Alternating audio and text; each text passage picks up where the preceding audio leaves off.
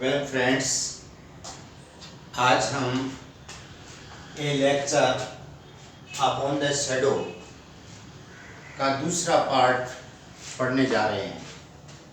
Just we are going to start the second part of the poem a lecture upon the shadow composed by John Donne. इससे पूर्व video में हमने इस poem का opening stanza और second stanza अर्थात first और second stanzas हमने एक्सप्लेन किए थे। अब तीसरा और चौथा स्टेंजा आज हम इस वीडियो में आपको समझा रहे हैं। जैसा कि in the opening stanza of the poem, John Donne asks his beloved to stand still and he will deliver a lecture on love and love philosophy। और उस तरह से the starting love is considered as a morning time। just in morning time there are shadows, and as the sun rose up by and by they reduced, कम होती चली जाती हैं। It means in the beginning there are some shadows between the lovers, there are some doubts, but by and by as the passing of the time they reduce them, they love each other and try to understand each other, and the gaps which are between them are shortened, वो कम हो जाते हैं। धीरे धीरे वो एक दूसरे को समझते हैं और वो परछाइयाँ कम होती चली जाती हैं। and at the noon time there are no shadows, या बहुत कम shadows होती हैं।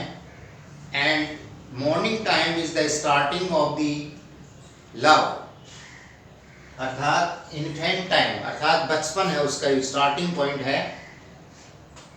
लेकिन धीरे धीरे they get maturity and understand each other and love each other and there are no gaps between them.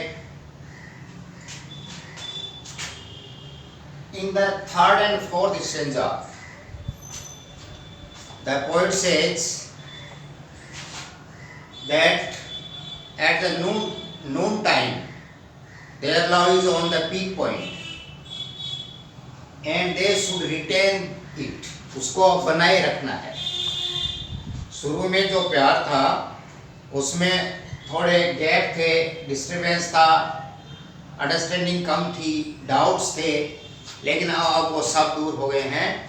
And now their love is at the peak point. जैसे दोपहर में सूर्य आकाश में आकर अपने पीक पॉइंट पर पहुंच जाता है, उसी तरह से अब उनका प्यार पीक पॉइंट पर है। अब उसे मेंटेन रखना है, उसको बनाए रखना है। अगर उसको बनाने में सफल रहते हैं तो they are true lovers and their love is true, और वो हमेशा साथ रहेंगे। और यदि उसमें फिर गैप आना शुरू हो गया, परछाइयाँ फिर बढ़ने लग गई, तो फिर वो उस प्यार का अंत हो जाता है। They are not in the position of to, if they are not in the position to retain their love, then the love dies, फिर उनका प्रेम मर जाता है। तो poet wants her beloved that she should love him sincerely, truly, honestly, and there should be no doubt between them।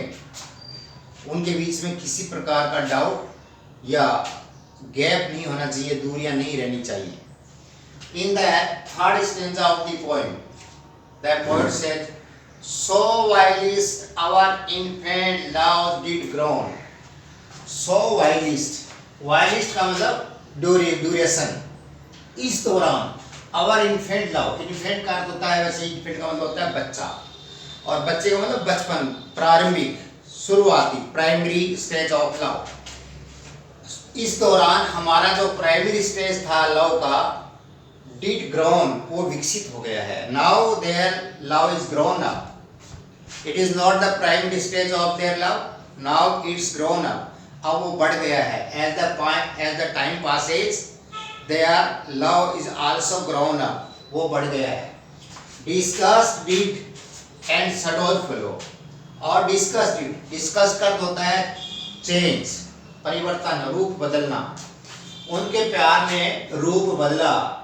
It changes, in the beginning there were gaps, there were doubts between them, but as the time passes it changed itself, अपने प्यार ने भी अपना रूप बदल लिया है। और शेडोज फ्लोज, और वो जो शेडोज थी वो रिड्यूस्ड हो गई हैं, कम हो गई हैं, उनके बीच में जो डाउट्स थे, वो गैप्स थे, वो बिल्कुल कम हो गए हैं, बहुत कम हो गए हैं। From us and our cares, but now it's not so.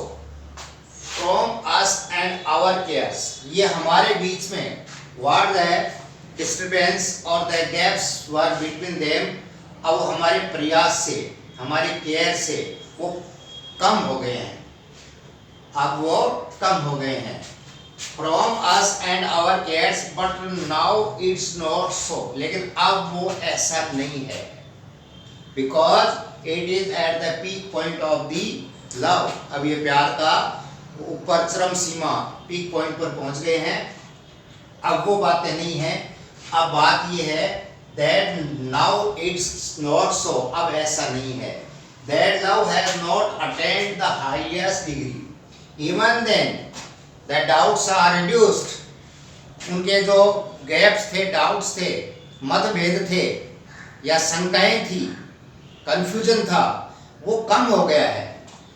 that love has not attained the highest degree, but even then we have to do a lot of in this correction, we have not reached the highest peak of the love, highest degree तक अभी तक हम लोग नहीं पहुंचे हैं, still we have to do a lot of in this connection, अभी भी इस प्यार को रिटेन करने के लिए, मेंटेन करने के लिए हमें बहुत कुछ और करना है। Still we have not reached the highest degree of the love, तो देखिए that love has not attained, ये अभी प्यार अभी अटेंड नहीं किया है हाईएस्ट डिग्री, अभी तक जो चरम सीमा है, जो peak point, highest top most superlative degree I है, वहां तक अभी तक ये नहीं पहुंचा है। which is still diligent less others see, और अब हमें इसके विषय में, इस संबंध में हमें और कुछ करना है ताकि दूसरे लोग देखें, अर्थात पहले देयर वर सम डाउट्स कि our love should not be shown by others, दूसरे लोग हमें कुछ ऐसा करते हुए नहीं देखें, ऐसे शंकाएं थी, वो अब कम हो गए हैं। which is still diligent less others see, कम से कम दूसरे लोग उसको देखकर अब हमें कुछ नहीं कह रहे हैं, लेकिन still there is a lot of work to do in this connection to attain the highest degree, अभी भी हाईएस्ट डिग्री को प्राप्त करने के लिए हमें बहुत कुछ करना है। तो this is the third Strange of the point. कवि ने बताया कि जो बचपन का जो हमारा प्रेम था वो धीरे धीरे बढ़ा है और ग्राउंड हुआ है, और प्राइमरी स्टेज से हम ऊपर आए हैं, और जो डिस्कस और जो भी कमियां थी जो उन्होंने चेंज हुई हैं वो, और हमारे शेडोज है वो कम हुई हैं, लेकिन अभी भी हमें इसके प्रति बहुत ज़्यादा केयर करने की जरूरत है, because still we have not reach the highest degree, अभी तक हमारा प्यार हाईएस्ट डिग्री तक नहीं पहुंचा है। तो अब देखिए in the fourth Strange of the point, accept our love at this known stage, accept our love at this known stage, accept कौन होता है, सिवाय, if not, if our love, अगर हमारा प्यार, accept our love at this known stage, known stage का मतलब स्थिर हो जाना, अब we have reached the peak point, अब हमें we should have it maintained, अब हमें इसको रिटेन करना है, मेंटेन रखना है।